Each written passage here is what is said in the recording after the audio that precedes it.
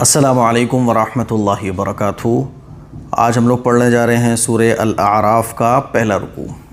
یہ رکوع بہت آسان ہے، کوئی ایسی مشکل چیز اس رکوع میں نہیں ہے اور بہت چھوٹا سا رکوع ہے۔ اس رکوع میں اللہ تعالیٰ یہ بات بیان فرما رہا ہے کہ آپ علیہ الصلوۃ والسلام کو تسلی دی جا رہی ہے کہ اگر یہ مشرکین مکہ، یہودی، عیسائی آپ کی بات نہیں مانتے ہیں تو آپ کا کام ہے صرف دعوت کو پہنچا دینا۔ یہ لوگ مانیں یا نہ مانیں آپ پریشان نہ ہوں، منوانے کی ذمہ داری آپ کے اوپر نہیں ہے۔ آگے کہا جا رہا ہے کہ دیکھو اس قرآن مجید کی اتباع کرو، قرآن مجید کو چھوڑ کر دوسری جو من گھڑت باتیں ہیں اور جو اس کو بنانے والے ہیں اس کے پیچھے مت چلو۔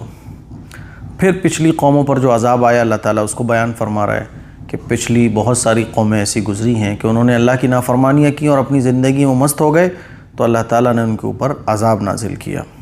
ٹھیک ہے، چلیے دیکھیے۔ اعوذ باللہ من الشیطان الرجیم، بسم اللہ الرحمن الرحیم، الف لام میم صاد۔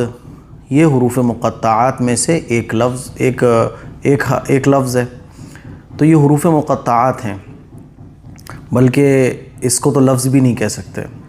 اچھا، لفظ میں اور حرف میں فرق کیا ہوتا ہے کہ حرف کہتے ہیں جیسے الف، با، تا، تو یہ ایک حرف ہیں، با ایک حرف ہے، تا ایک حرف ہے۔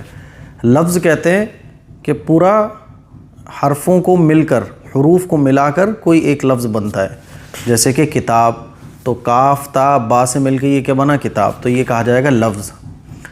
تو یہ ایک لفظ ہے۔ تو الف لام میم سا یہ حروف مقطعات ہیں، الف ایک حرف، لام ایک حرف، اور یہ مقطعات ہیں۔ اس کا مطلب یہ کہ میں نے آپ کو کئی بار بتایا کہ ان کے معنی اور مطلب اللہ نے دنیا میں اس کا علم کسی کو نہیں دیا، تو ان پر ایمان لانا ضروری ہے۔ ان کے مطلب اور معنی کیا ہیں وہ پتہ ہی نہیں ہے کسی کو، اللہ تعالیٰ آخرت میں بتائے گا۔ اللہ تعالیٰ کے رازوں میں سے ایک راز ہے یہ۔ دیکھیے آگے دیکھیے، کتاب انزل الیک فلا یکن فی صدرک حرج منہ لتنذر بہ وذکری للمؤمنین۔ اے پیغمبر، یہ کتاب ہے جو تم پر اس لیے اتاری گئی ہے کہ تم اس کے ذریعے لوگوں کو ہوشیار کرو، لہٰذا اس کی وجہ سے تمہارے دل میں کوئی پریشانی نہ ہونا چاہیے، اور مومنوں کے لیے ایک نصیحت کا پیغام ہے۔ اللہ تعالیٰ آپ علیہ الصلوۃ والسلام کو اس آیت میں تسلی دے رہا ہے۔ کتابٌ، یہ ایک کتاب ہے، انزلہ جو نازل کی گئی ہے، الیک آپ کی طرف، فلا یکن تو آپ پریشانی محسوس نہ کریں، فی صدرک اپنے دل میں، حرجن کوئی تنگی، منہ اس کی طرف سے، کیونکہ حضور علیہ الصلوۃ والسلام کو تکلیف پہنچتی تھی۔ حضور یہ چاہتے تھے کہ ایک ایک مشرک، ایک ایک یہودی، عیسائی ایمان لے کے آ جائے، تو اللہ تعالیٰ نے یہ حضور کو تسلی دی ہے، کیونکہ یہ مذاق اڑایا کرتے تھے قرآن کا، اسلام کا، تو اللہ تعالیٰ تسلی دے رہا ہے۔ لتنذر بہ، آپ اس کے ذریعے لوگوں کو ڈرائیے، وذکریٰ، اور یہ قرآن ایک نصیحت کی کتاب ہے، للمؤمنین ایمان والوں کے لیے۔ آگے دیکھیے، اتبعوا ما انزل الیکم من ربکم ولا تتبعوا من دونہ اولیاء قلیلا ما تذکرون۔ لوگوں، جو کتاب تم پر تمہارے پروردگار کی طرف سے اتاری گئی ہے اس کے پیچھے چلو، اور اپنے پروردگار کو چھوڑ کر دوسرے سرپرستوں کے پیچھے نہ چلو، دوسری من گھڑت باتیں جو بنانے والے ہیں ان کے پیچھے نہ چلو۔ اتبعوا، لوگوں پیچھے چلو، اتباع کرو، ما اس کتاب کی، انزل الیکم جو تمہاری طرف نازل کی گئی ہے، من ربکم تمہارے پروردگار کی طرف سے، جو برحق ہے۔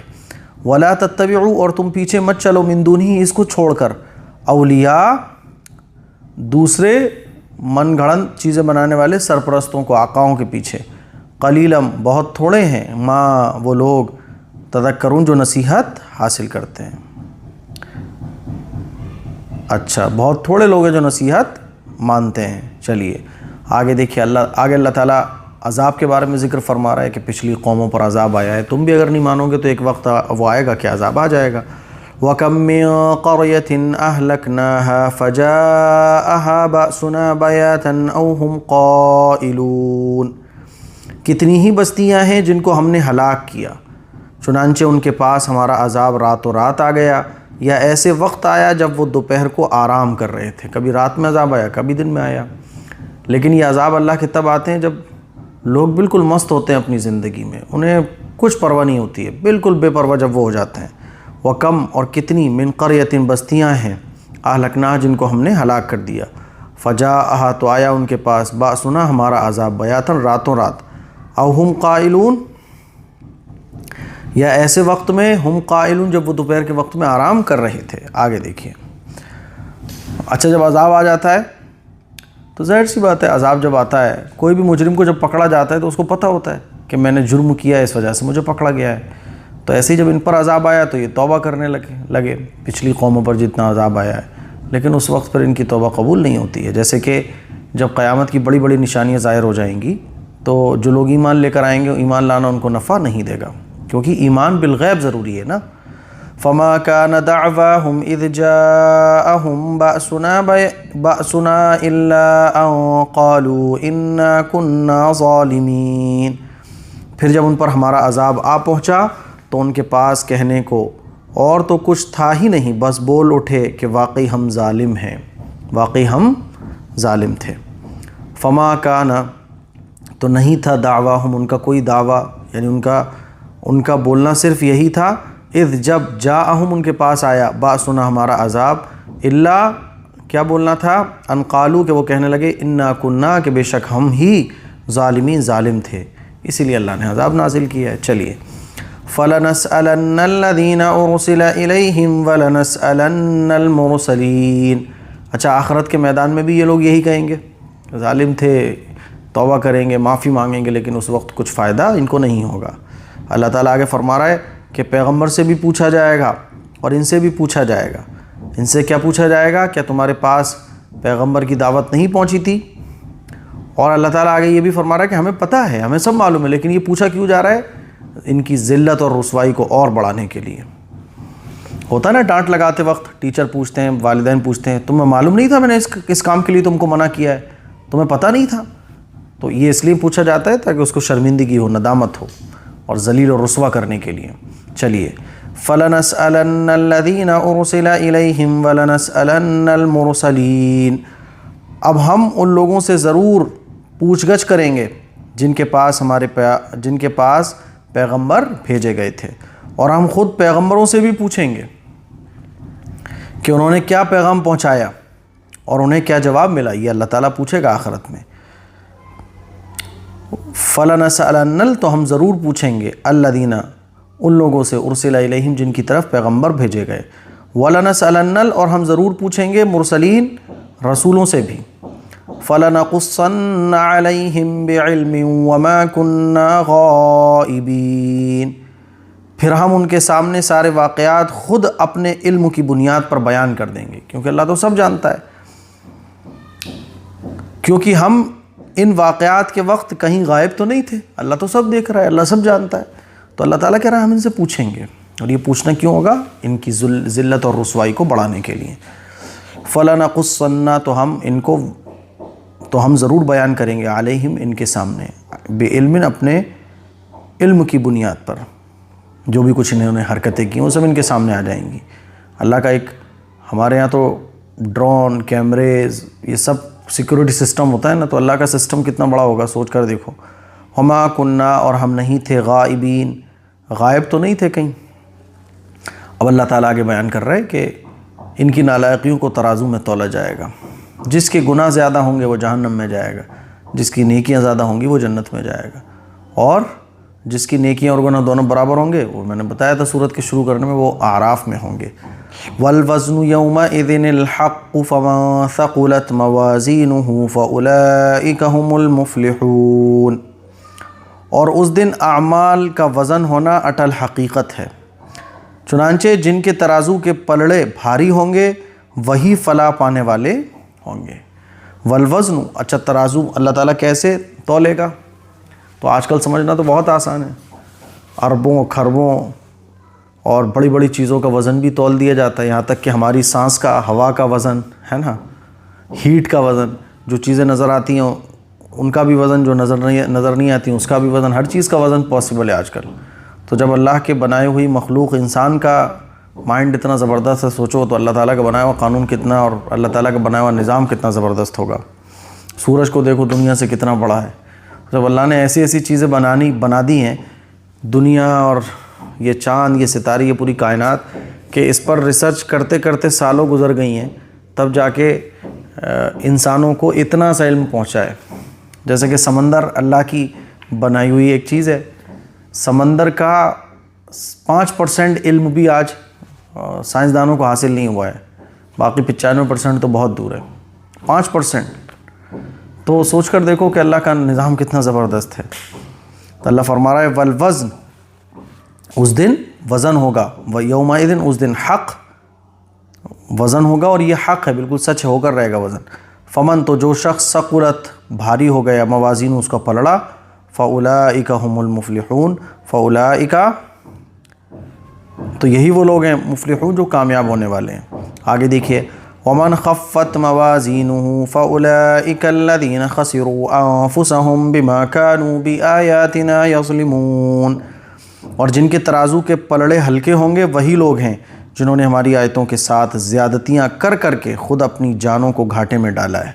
اللہ فرما رہا ہے جن کی نیکیوں کے پلڑے ہلکے ہوں گے، گناہوں کے پلڑے بھاری ہوں گے، تو یہ جہنم میں ہوں گے۔ جن کے نیکیوں کے پلڑے بھاری ہوں گے، گناہوں کے پلڑے ہلکے ہوں گے، تو وہ جنت میں جائیں گے۔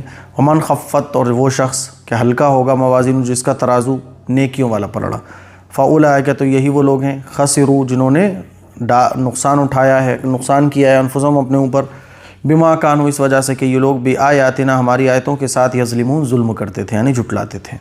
آگے دیکھیے وَلَقَدْ مَكَّنَّاكُمْ فِي الْأَرْضِ وَجَعَلْنَا لَكُمْ فِيهَا مَعَائِشَ قَلِيلًا مَا تَشْكُرُونَ، اور کھلی بات ہے کہ ہم نے تمہیں زمین میں رہنے کی جگہ دی اور اس میں تمہارے لیے روزی کے اسباب پیدا کیے، پھر بھی تم لوگ شکر کم ہی ادا کرتے ہو۔ اللہ تعالیٰ کہہ رہا ہے کہ تم لوگ شکر نہیں کرتے ہو۔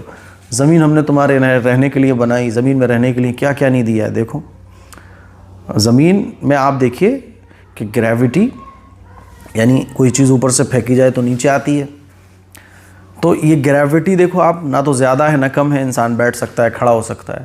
لیکن یہی آپ چاند پہ چلے جاؤ تو وہاں گریوٹی نہیں ہے، وہاں کا سسٹم ہی الگ ہے، لوگ تیرتے رہتے ہیں، وہاں آکسیجن نہیں ہے، اور آپ جتنی بھی گروہ کے بارے میں ریسرچ ہو رہی ہے تو وہاں زندگی کا کوئی ذریعہ نہیں ہے فی الحال۔ تو اللہ تعالیٰ فرما رہا ہے 1400 سال پہلے، دیکھو یہاں سے سائنسی کتنے پہلو نکلتے ہیں، کتنے سارے پوائنٹس سائنس کے نکلتے ہیں۔ اللہ کہہ رہا ہے کہ اس زمین کو ہم نے، دنیا کو ہم نے تمہارے لیے رہنے کی جگہ بنایا، ہر چیز ایک سسٹم سے کام کر رہی ہے۔ اور آپ چاند پہ چلے جائیں، سورج پہ تو جانے کا سوال ہی نہیں ہے، ایک بہت دوری پہ جا کے کچھ چیز آگے نہیں جا سکتی، سورج کی تو پھر بات ہی کیا۔ تو اللہ تعالیٰ فرما رہا ہے کہ کھلی بات ہے، ہم نے تمہارے لیے زمین میں رہنے کی جگہ دی ہے، روزی کے اسباب پیدا کیے، ہر چیز ایک سیٹ طریقے سے کام کر رہی ہے۔ اس دنیا کے علاوہ اتنے سیٹ طریقے سے انسانوں کے رہنے کے لیے کوئی جگہ نہیں ہے۔ ٹھیک ہے وہ ریسرچز چل رہی ہیں لیکن وہاں زندگی نہیں ہے۔ وَلَقَدْ مَكَّنَّاكُمْ، اور ہم نے تمہیں دی ہے، فی الارض، زمین میں رہنے کی جگہ، وَجَعَلْنَا لَكُمْ، اور ہم نے بنایا تمہارے لیے، فیہا، اس زمین میں، معائش، روزی کے اسباب، قلیلا ما تشکرون، بہت تھوڑے ہو تم، تشکرون، شکر کرنے والے، یعنی تم میں شکر بہت کم ہی ادا کرنے والے لوگ ہیں، اور تم بہت کم ہی شکر ادا کرتے ہو۔ اللہ کا ہمیں خوب شکر ادا کرنا چاہیے۔ تو یہ سورہ الاعراف کا پہلا رکوع تھا، دیکھو کتنا آسان تھا، مجھے امید ہے آپ کو اچھے طریقے سے سمجھ آ گیا ہوگا۔ اس کلپ کو شیئر کریں۔ السلام علیکم ورحمۃ اللہ وبرکاتہ۔ گائز میں نے اتنی خوشبودار عطر آج تک نہیں دیکھی۔ یہ ہے ایم قاسمی پرفیوم کا لگژری گفٹ سیٹ۔ یہ ایک دم پریمیم گفٹ پیک ہے اپنے بھائی، فرینڈز، رشتہ دار وغیرہ کو گفٹ کرنے کے لیے۔ 4 ٹائپس کے اس کے اندر آپ کو عطرز ملیں گے، اور ان سبھی عطرز کا ایک اپنا الگ ہی رول ہے، الگ ہی خوشبو کے ساتھ۔ پرپل شنایا، سلطان، الحرم، الحرمین، اور گائز اتنا لانگ لاسٹنگ ہے، جب آپ گھر سے لگا کر نکلو گے، گھر لوٹنے کے بعد شام کو اس کی خوشبو آپ کے ساتھ رہے گی، جانے والی نہیں ہے۔ تو اگر آپ لوگ بھی کچھ یونیک گفٹ ڈھونڈ رہے ہو اس بار کچھ یونیک کرنے کے لیے، تو یہ گفٹ سیٹ آپ کے لیے بالکل مست ہے۔ کسی کو بھی آپ گفٹ دیں گے وہ بھی خوش ہو جائے گا اور آپ کو بھی خوشی ملے گی۔ تو اگر آپ اسے آرڈر کرنا چاہتے ہو تو آپ اس نمبر پر آرڈر کریے گا۔ یہ ایک کی پرائز 699 روپیز میں یہ گفٹ سیٹ دیا جا رہا ہے، جس میں 4 عطرز ہیں، لانگ لاسٹنگ کے साथ, लाइट फ्रेगनेंस के साथ। तो अगर आपको ये गिफ्ट सेट चाहिए तो इस नंबर पर कांटेक्ट करिएगा। हमारी वेबसाइट भी है myhadaya.in, आप इसको यहाँ से भी ऑर्डर कर सकते हैं। लिंक डिस्क्रिप्शन में दे रखी है, आपको बस क्लिक करना है। आपको यहाँ पर ऐड टू कार्ट के बटन पर क्लिक करना है, उसके बाद अपनी डिटेल सेंड करनी है और यहाँ पर ऑर्डर प्लेस का ऑप्शन मिलेगा, बस आपको यहाँ क्लिक करना है और ये गिफ्ट सेट आपके पास 5 डेज के अंदर आ जाएगा।